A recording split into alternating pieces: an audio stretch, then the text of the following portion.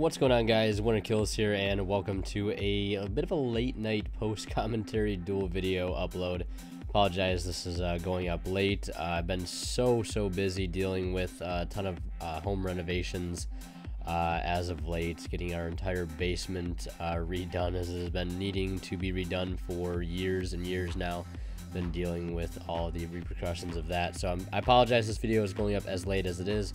I still hope you guys are able to enjoy it nonetheless.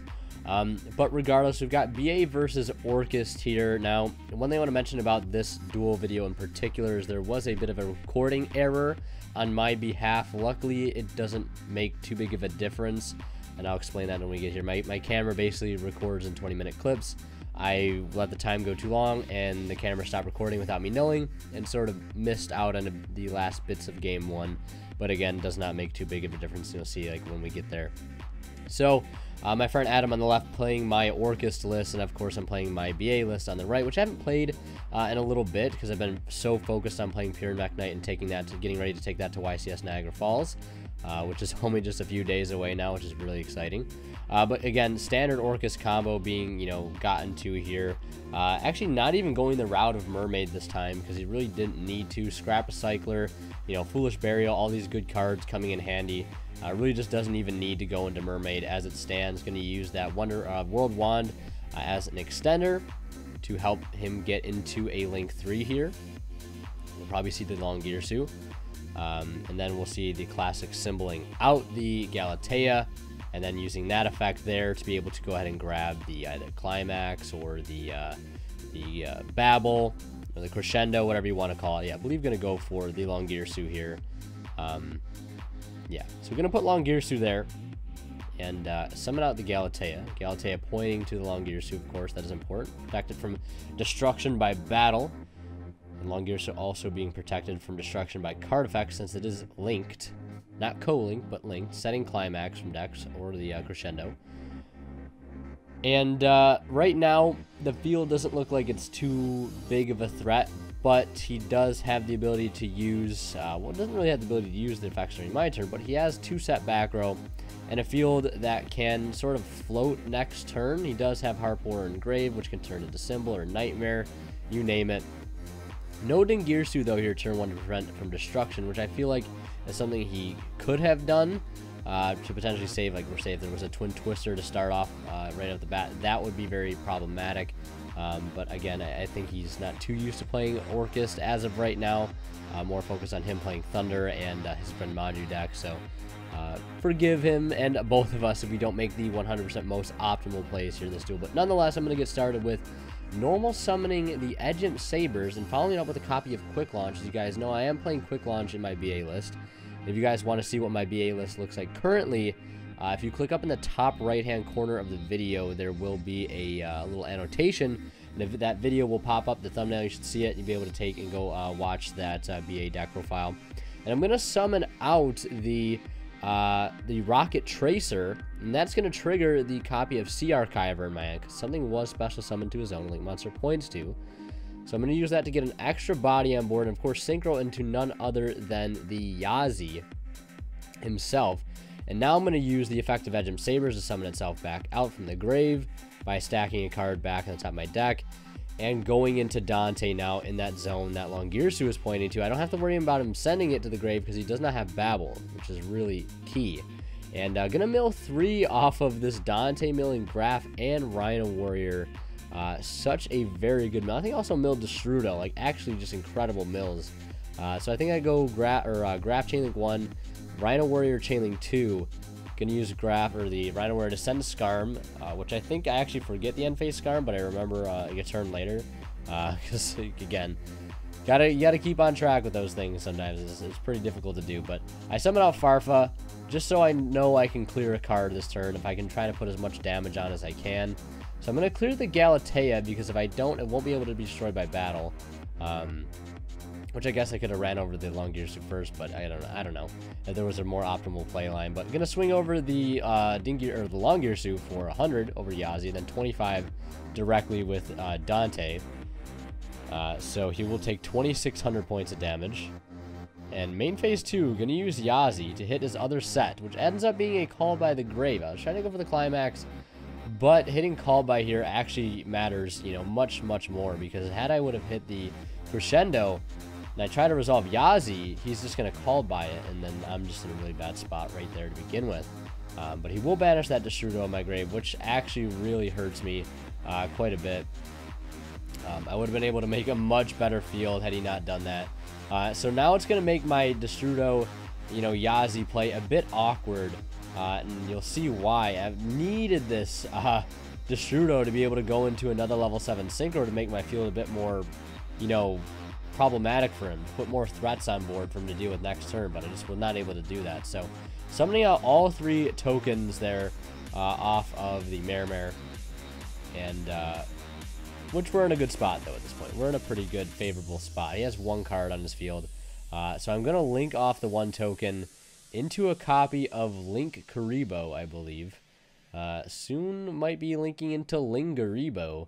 I don't know if you guys have seen the Linguriboh card, or the @Ignister card that can negate traps as a quick effect, much like Linkuriboh can negate attacks as a quick effect. So that'll be a very interesting card. All the @Ignister stuff seems like it's going to be pretty cool. I'm going to be doing a featured archetypes. If you guys haven't caught up with what that archetype is all about, I will be doing a featured archetype video going over all the main deck and extra deck cards, and talking with you guys about it and going over sort of my opinions on the deck. I think right now I'm trying to find a Linkuriboh. I had to run and grab one from my binder because I just could not find the other one that I had like moments ago in another video that we were making, and I don't know where it went. But now going in for Ib on summon, going to add the World Legacy Succession. And now summoning Decode Talker, because I needed a Link 3 to go into right now.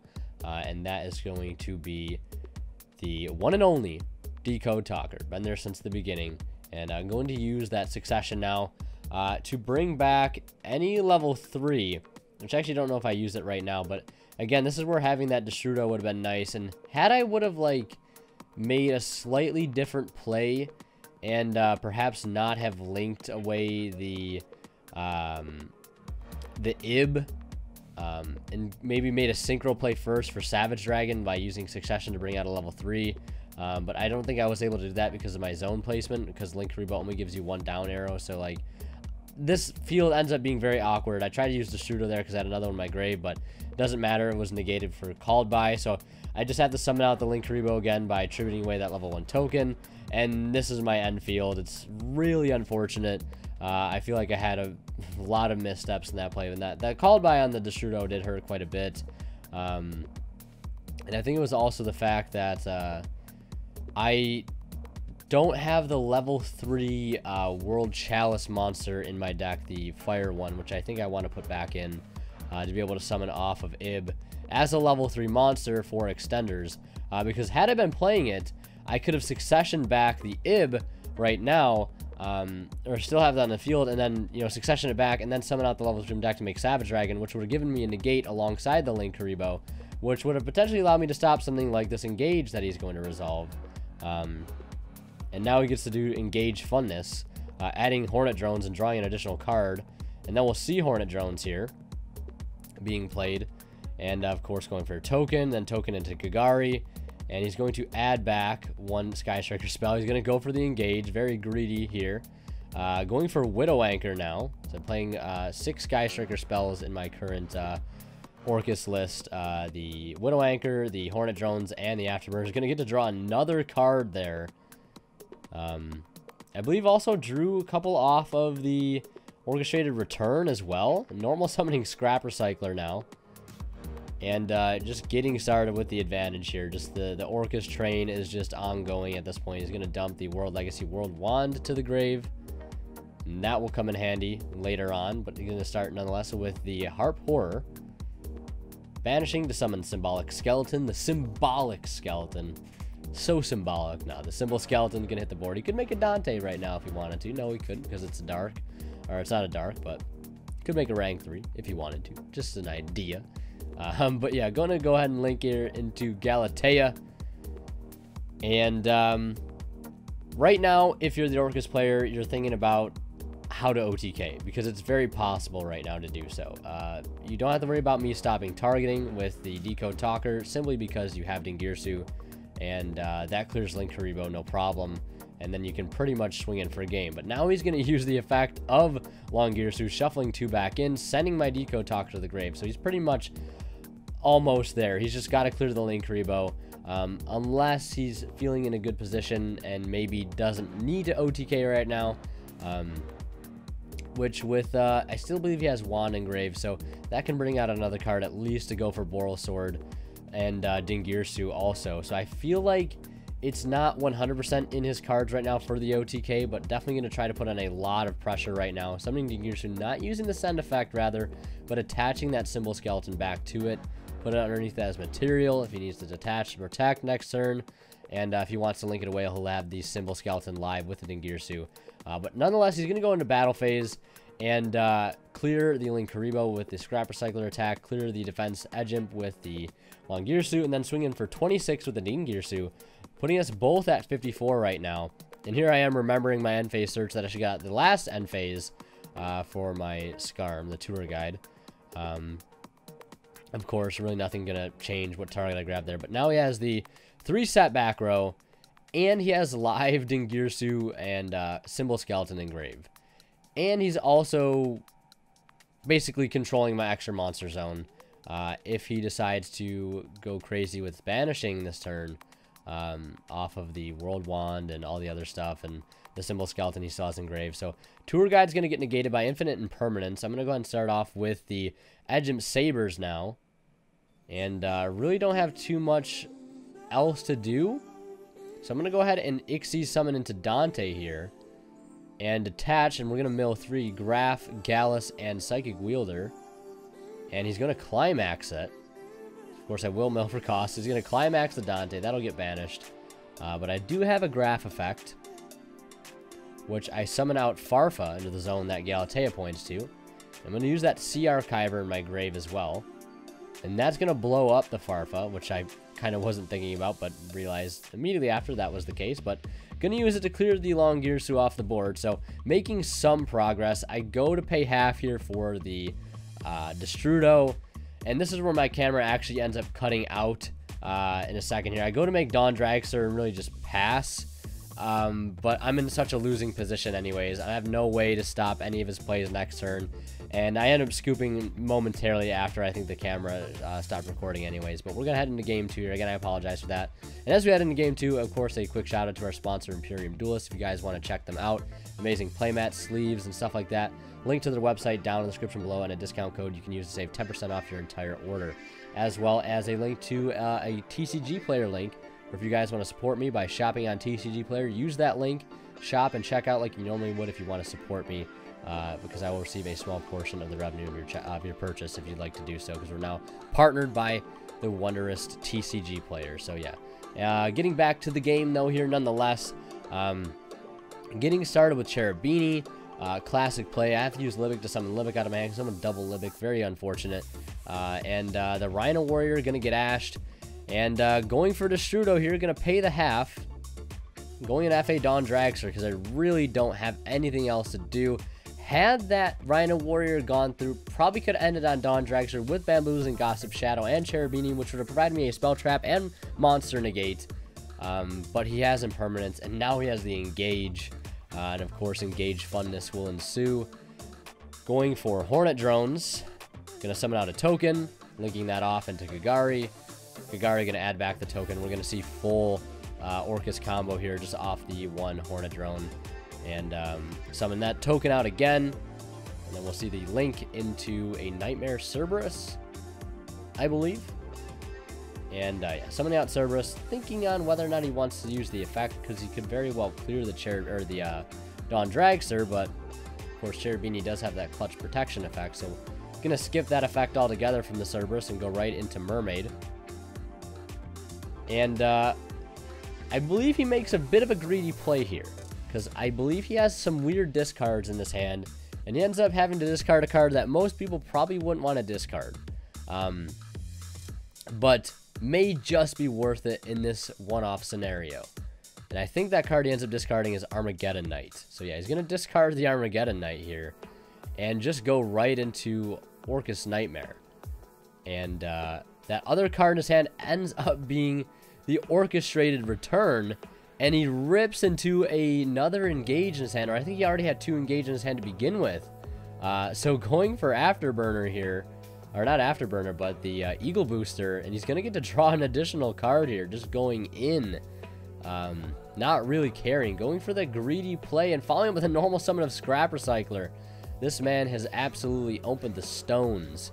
I have updated my Orcust build recently. If you guys want to check it out, I think that'll also be annotated at the end of the video, if I can remember. If not, the Orcust list I updated recently isn't the same as this profile you're seeing here. I'll probably update it again within the next few weeks, because I think it's definitely a lot better than it was. I think it's playing Vishuda, 3 copies of Vishuda, the Tenyi Spirit. I think it's playing an Orcust lineup of 2 Nightmare, 2 Harpour, 1 Symbol, 1 Wand, 3 Scrap Recycler, 1 Armageddon Knight, and like 3 Ash Blossom and things like that. 2 Climax, or 2 Crescendo and 2 Babel. Playing, you know, Foolish, all that good stuff with the, what is it? The Draw Spell, the Orchestrated Return. So just some things that I can throw in there just to give you guys ideas, because it has changed a little bit since the last profile, perhaps by a little bit, yeah. Also playing 2 Impermanence as well in the main deck. But using Symbol to summon out, or no, I believe using Wand to summon out Harpour here. And then he's going to use Galatea, because he really has nothing to fear at this point. The negation from Dawn Dragster has been exhausted. Cherubini don't really care too much about, although do want to make it a priority to get rid of, because that is something I can use next turn to great advantage. But going into Link 4 here, probably going to see Boral Sword. Nonetheless, had to hand him a Boral Sword because only own 1 copy of Boral Sword still. Never pulled any in my case of Megatins, surprisingly. Which is rather unfortunate, but now going to play Widow Anchor. And going to steal, or at least target, and negate the Dawn Dragster. Now, the Dawn Dragster isn't negated because I negated the Impermanence. So that card is not negated, actually. But now it is after being taken. And he's also going to chain the Afterburner to the Widow Anchor, or the Eagle Booster, rather, on the Boral Sword. Make it unaffected by card effects and unable to be destroyed by battle this turn. And then Symbol going to go for Galatea. And then using the Orcust Nightmare in the grave to dump Gizmek Orochi and boosting Boral Sword by 800 attack. So I think you guys can see where this is going at this point. Dingirsu going to hit the board, not sending the Cherubini, although it would be game 100 if he did. Summoning the Gizmek Orochi now, banishing 8. And this is just game 100%. That's like 3,800 damage right there, and 26, 2,450, and another 38, or however much for a game right then and there. I believe it would have been like 40, 50 attack, something on that second Boral Sword attack. So Orcust taking the game there 100%. No danger lineup either in my new Orcust list. I have to cut all the dangers completely. Yeah, playing a lot better, I think, without the danger, surprisingly enough. But yeah, I hope you guys enjoyed this duel video nonetheless. Sorry it went up so late. I appreciate you guys' patience, and thank you guys for all the support. Remember, check out my link on TCG Player if you're picking up anything, any cards or product. Check out my TCG Player link down in the description below, and also check out Imperium Duelist, guys. Helps support me a lot and helps me be able to keep doing what I do and trying to make videos for you guys on a daily basis. So I realized there was no upload yesterday, but again, been super busy as of late, preparing for the YCS and dealing with a bunch of home renovations and things like that. So hope you guys can understand. Hope you guys enjoyed the video, most importantly. As always, guys, Winner Kill signing out. We'll see you in the next one.